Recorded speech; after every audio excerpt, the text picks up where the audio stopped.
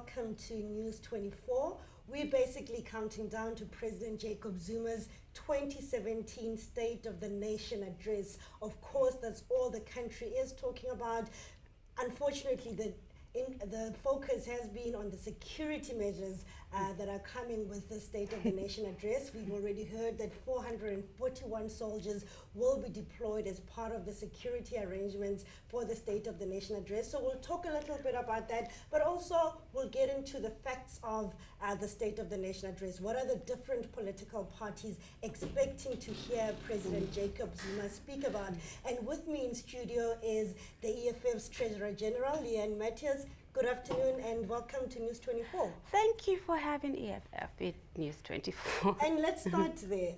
The deployment of the 441 soldiers, the EFF has basically called it a declaration of war on the country's citizen. Why are you saying that? Because it is exactly that. What are you bringing in 441 soldiers for? Firstly, there's only 31 of us. There's 31 MPs, and I don't know what they think or what they think the EFF can do. That is of such grave importance that you have to deploy soldiers to Parliament. We've also just spoken to the Minister of Defence, who's basically said that the soldiers are on standby. They will not be deployed within the parliamentary precinct or within Cape Town unless they are called on to do so, or they actually need to do so. Does that reassure you in any way? No, but you can't expect anything else from the ANC. They don't have intelligence. If they had intelligence, they would just know that whatever they're doing is just a wasted exercise. They're wasting money, wasting resources, and wasting our time. And you know, the bigger issue here is this, right? They go into such an extent to make sure that the president, Zuma, the disgraced president of this country, fulfills his constitutional duty of addressing the nation. The same president has broken his oath of office. It's been over a year, and this is the same parliament that has done nothing about it. What's the irony in that? So you're going out of your way to make sure that a party of 31 MPs does not disrupt a Sona for this president to fulfill his constitutional duty, and then in the same breath, the same president has broken his oath of office and you've done nothing about it. But why do you believe it's specifically targeted at the EFF? When in the history of South Africa have you heard of such a thing? And it's only since EFF has come into Parliament that these hectic measures that have been taken. Let's talk about the EFF and its plans for the Sona. Obviously, you have decided that you don't recognize President Jacob Zuma. Will you be putting up the same things that we've seen in the past year where you're trying to stop him from addressing Parliament? Yeah, he shouldn't be talking. I mean, we're doing the same thing. And I think our main point, on this occasion, and as it was the last time when he was in Parliament, not necessarily for the State of the Nation, was addressing the Speaker and addressing the chairperson of the NCOP. What are you doing?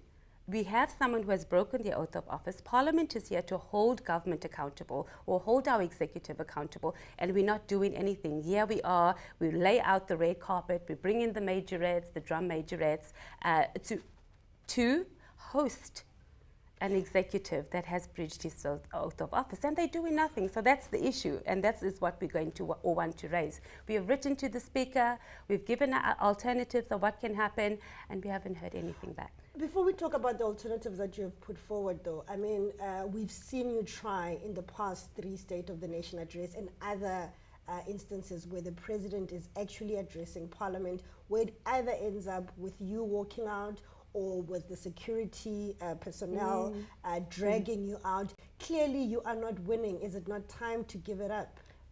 We must give up on our duty to hold the executive accountable. We took an oath. We are public representatives.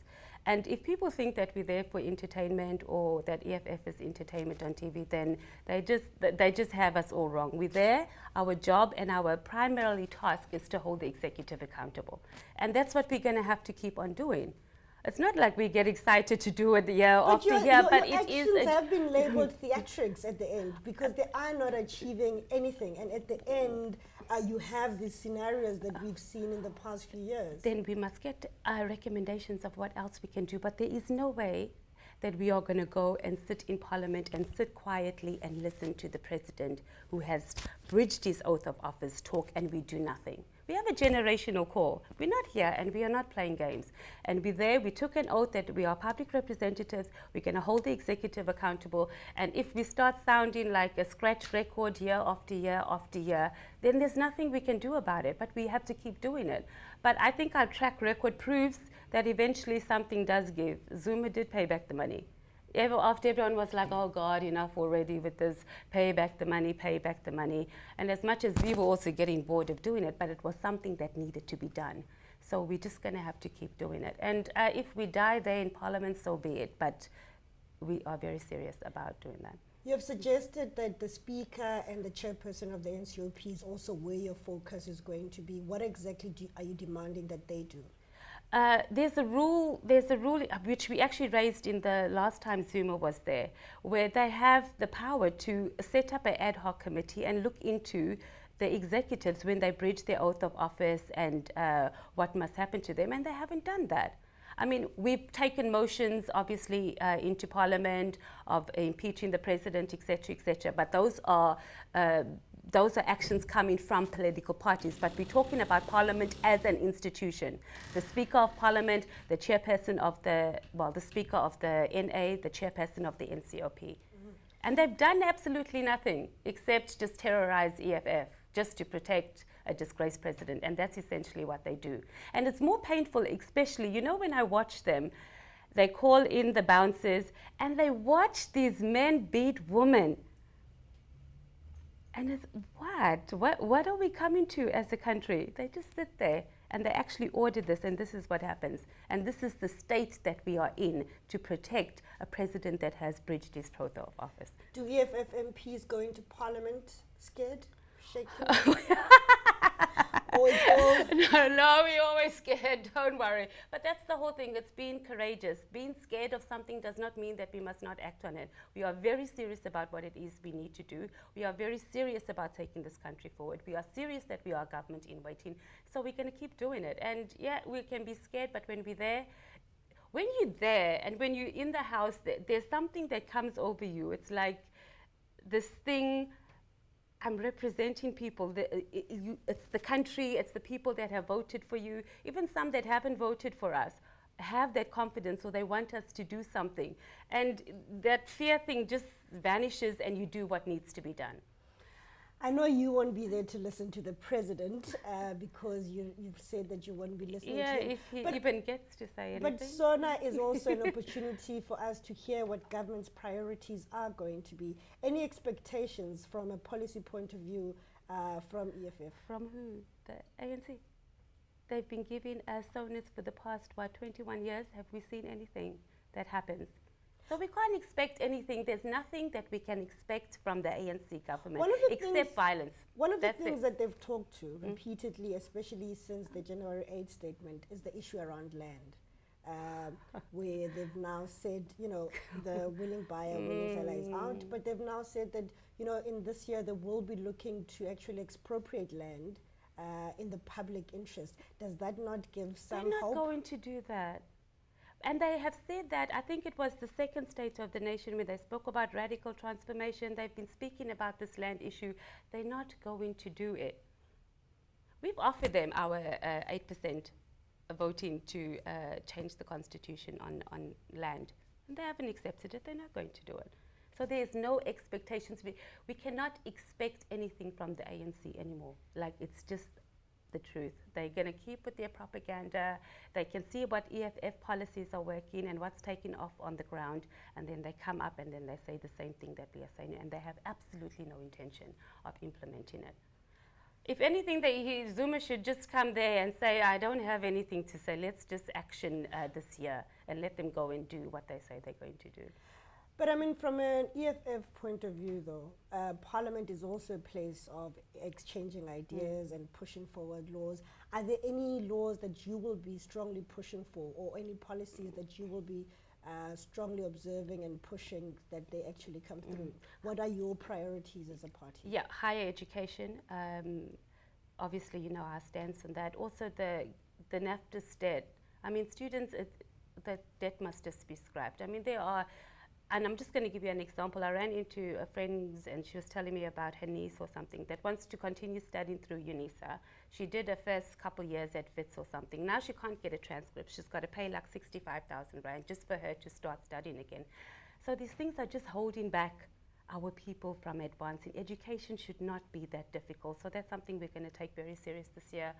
The issue of sanitary pads for women is going to be big on our agenda. It can't be that we still have girls going to school without sanitary pads and we can distribute condoms.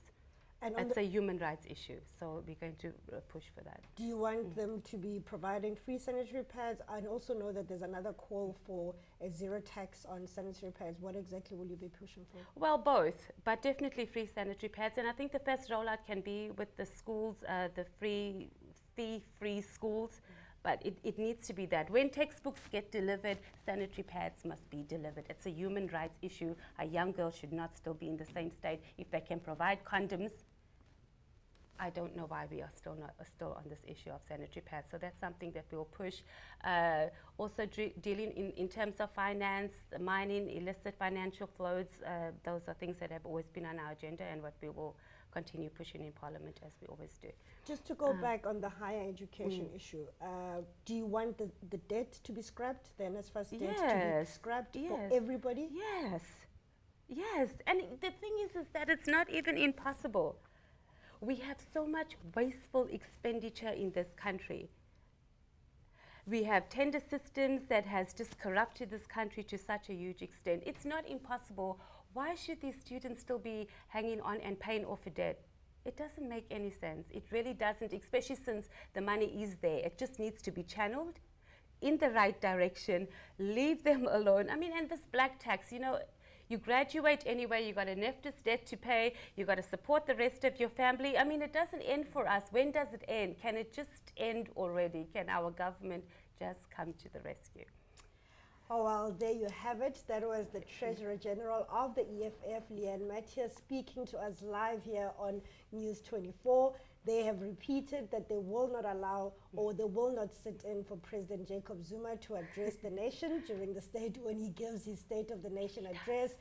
They're also saying that they will be putting more focus on the Speaker of the National Assembly and the Chairperson of the NCOP to hold President Jacob Zuma accountable.